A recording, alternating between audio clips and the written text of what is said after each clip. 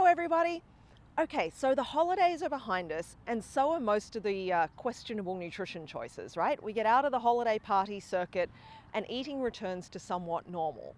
But if you live a happy, busy life, you probably still end up in social situations where there are, maybe questionable foods available. And when you're on the Live Fit nutrition plan, you might be looking at those foods a little differently and hopefully making some very different choices. But here's the thing. Sometimes that makes the people around us very uncomfortable. People often don't like change. They're, maybe trying to push that thing on you that you used to love to eat, or it's their specialty, or whatever it is, whatever the excuse is. Sometimes it's really, really hard to say no. And there are a few different strategies for this. One comes from Dr. Purcell, who always just smiles and accepts whatever is being handed to her, and then as soon as the person turns their back, she dumps it on a table or puts it in the kitchen or whatever.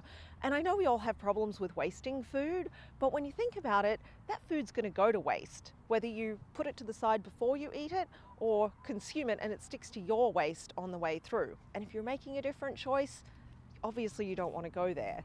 Now, another idea that came up on our forum just recently, and this is just brilliant, and thank you so much, Vinny, for sharing this one with us. He was being accosted at work by somebody that was trying to sell candy as a fundraiser for a very good cause. And he kept saying, no thanks, I'm not eating stuff like that right now. And they just kept pushing and pushing. Some people are very persistent. So what he did was offered to buy as many candy bars as that person could eat sitting right there in front of him at that moment. Turned out to be 3.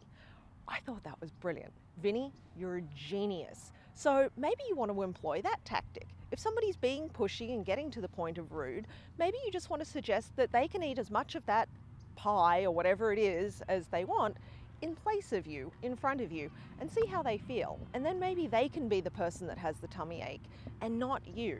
So what I'm really getting at is that there are a few different strategies for ways to say no, but ultimately what it comes down to is it's your choice and your health.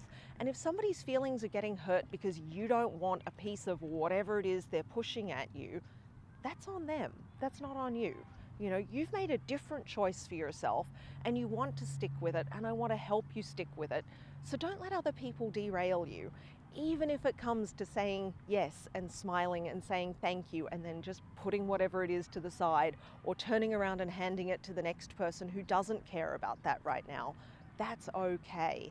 Stick with your convictions, take your snacks with you, don't go to a party hungry, we all know how hard that is, and you will stay on track and you will feel great about it inside and out.